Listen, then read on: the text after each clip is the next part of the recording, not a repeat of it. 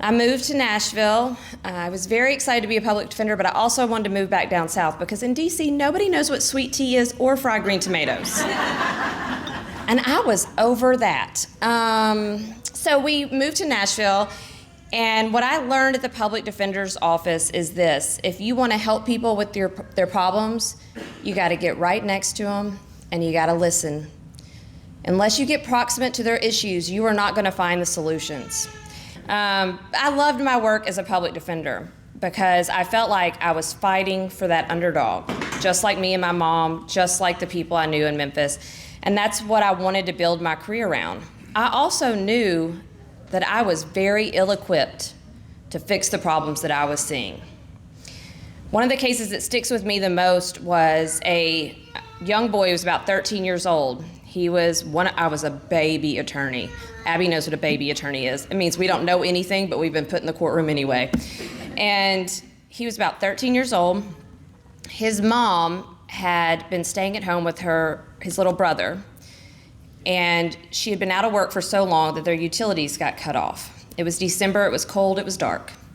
So she kept Big Brother home to watch little brother in the cold and the dark, so she could go to work, so she could make enough to pay on her light bill. Big Brother, they lived in public housing in this quadplex. He took an extension cord out of his window, went across the way to a neighbor's window, and plugged it in.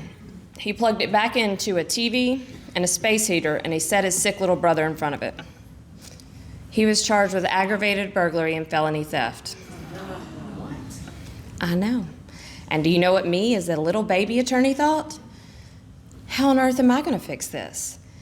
All of the ways and places we have failed this mother, this child, his little brother, I know where they can't be fixed is in this courtroom. It certainly can't be fixed with him in an orange jumpsuit with 2 felonies at the age of 13. He needed a mom who could have a living wage. He needed a mom who could have utility assistance and a healthcare system that would take care of that little baby. And I know what you're thinking. You're like, who was the jerk who called the police? But understand that neighbor probably saw 2 kids sitting in the dark, in the cold. And what else was he supposed to do? And when the police arrived, what else were they supposed to do? They knew that they could either put 2 kids in DCS custody that night, or they could put the baby in DCS custody, and they could send that juvenile to detention for a night and maybe get hooked up with some services. That's the reality that people are facing out there. So that's what stuck with me, right? I wanted to be able to fight for these kids, to get them what they need, to pull them out of this system,